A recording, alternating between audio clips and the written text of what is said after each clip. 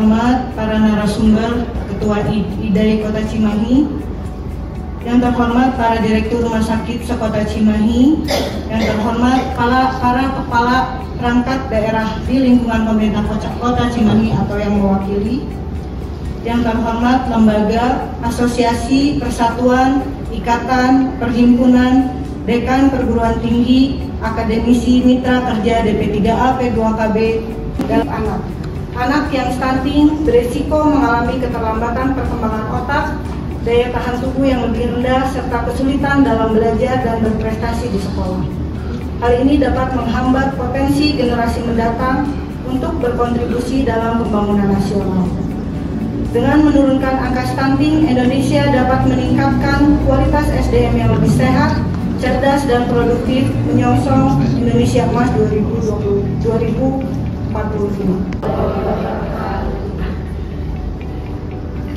Selamat siang, tentu ini sudah jam ngantuk ya, tapi kita mudah-mudahan nanti tidak mengurangi makna dari diskusi kita nanti. Sebelumnya saya mohon maaf karena sedianya Bapak Wali Kota akan hadir secara langsung, tapi ternyata beliau ada kegiatan lain mewakilkan kepada Pak Sekda. Ternyata Pak Sekda pun ada kegiatan dan akhirnya tanpa mengurangi rasa hormat mewakilkan kepada kami selaku Kepala DP3A P2KB. Yang saya hormati di sini narasumber yang sudah hadir di tengah-tengah kita, yaitu Ketua IDAI Ikatan Dokter Anak Indonesia Kota Cimahi, Bapak Dr. Asep Nugraha SPA. Ikatan Indonesia yang terakhir itu stunting kita mencapai 24,5%, walaupun pada akhirnya ternyata kita mengintrospeksi diri lagi, kita mengkaji kembali, kita melakukan pengecekan kembali, angkanya sebetulnya tidak sampai setinggi itu. Bahan spesialis anak, beliau adalah pengurus Ikatan Dokter Anak Indonesia dan juga Ketua ID Kota Cimahi. Satu lagi masalah ini sekarang juga di Indonesia pada anak-anak, ini ada lagi masalah gizi lain, yaitu masalah overweight ya, khususnya di perkotaan besar. Jadi kita stunting banyak, overweight juga sekarang sudah mulai meningkat ya. Ini juga menjadi masalah gizi khususnya pada anak-anak ya. Ini dari tahun berapa ini? 2018 atau 19 ya. Kita masih di peringkat kelima prevalensi stunting di negara-negara di seluruh dunia. Jadi kita ketahui banyak sekali, selain TB kita juara P2, stunting juga juara kelima nih, masih menjadi PR. Sosioekonomi, faktor pendidikan, orang tua ya, kadang-kadang untuk meningkatkan bahwa pentingnya memantau pertumbuhan anak itu tidak semua orang tua paham ya, apalagi kalau tadi lebih sibuk bekerja orang tua untuk mencari nafkah atau memang karena pendidikannya yang rendah ya. Artinya berat badan dan tinggi badan ya. Nah ini dipengaruhi oleh growth hormone, faktor hormon pertumbuhan. Nah jika dia asupan makanan yang tidak adekuat, pertumbuhan hormon juga akan menurun. Ini akan menyebabkan pertumbuhan badan yang menurun, kemudian juga pertumbuhan perkembangan otak yang menurun, kemudian juga sintesa protein dan lemak yang menurun. Nah inilah yang akan menyebabkan weight faltering, lahir atau sebelum lahir, dan 20% lagi pada 6 bulan pertama. Melalui intervensi yang spesifik dan sensitif, kita berupaya menurunkan stunting. Salah satu caranya mungkin dengan pemberian susu berkalori tinggi, ya dok tadi disampaikan. Ya, mungkin rekomendasi dari dokter spesialis anak sebagai vaksin, mungkin yang paling penting di sini adalah dengan intervensi di 1000 hari pertama kehidupan dan memberikan susu berkalori tinggi. bagi anak-anak yang memang sudah kulit faltering. Seperti itu ya, Dok? Mengatakan bahwa apa sih sebenarnya dampak ini yang harus kita prevensi sebenarnya yang harus kita hindari, karena dampak stunting ini sangat mempengaruhi kualitas SDM kita di masa depan. Yang tadi perkembangan anak ini, kalau kita lihat perkembangan otak anak dengan stunting itu sangat berbeda dengan otak anak sehat, sehingga banyak sekali dampaknya ya terhadap tumbuh, kemudian kognitif dan motorik, dan gangguan metabolik di usia dewasa. Mizo itu sasaran sebenarnya itu pada keluarga, kemudian makro itu adalah kepada pembuat kebijakan.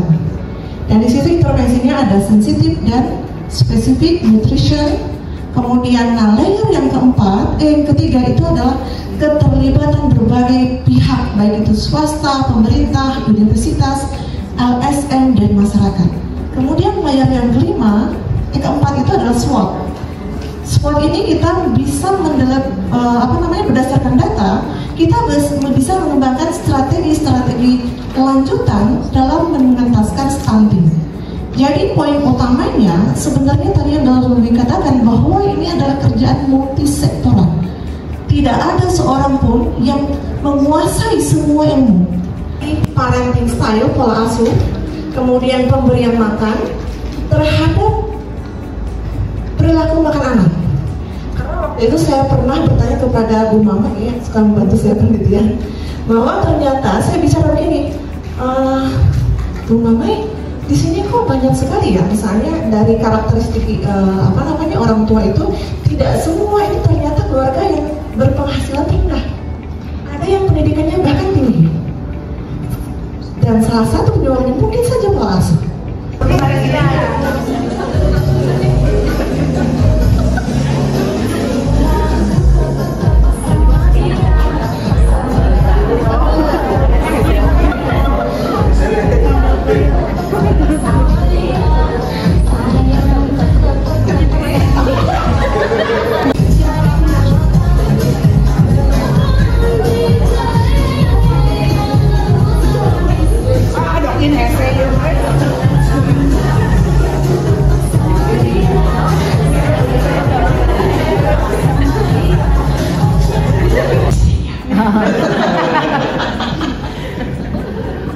Terima kasih juga teman-teman Kepala Puskesmas hadir, teman-teman berbaju hijau, kawan saya Dun Cari, gitu ya. Pak Yudi ya dari Forum TJSL nggak pakai baju hijau karena sekarang lagi jadi Ketua Forum TJSL, bukan sebagai dosen ujian. Kemudian juga teman-teman dari Stikes Budi Luhur, mana Budi Luhur? Hadir. Oh, siap.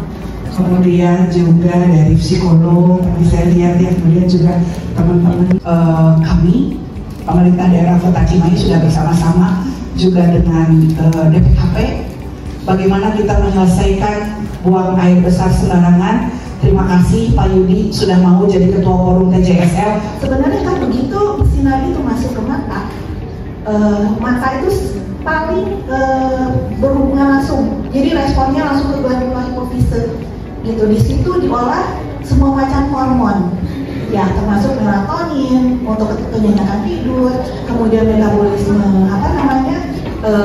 lemak, gula dan sebagainya, termasuk growth hormone gitu. Jadi pada saat ibu hamil mungkin juga itu pengaruh gitu, karena kalau misalnya kita korelasikan dari hasil di Kompas.com 2022 itu sekitar berapa ya? Warga Indonesia tuh mengakses medsos itu lebih dari 7 jam sehari di 2022. 2023 itu agak turun, jadi udah turun. Meningkatkan motivasi orang tua dalam meningkatkan perilaku makan anak.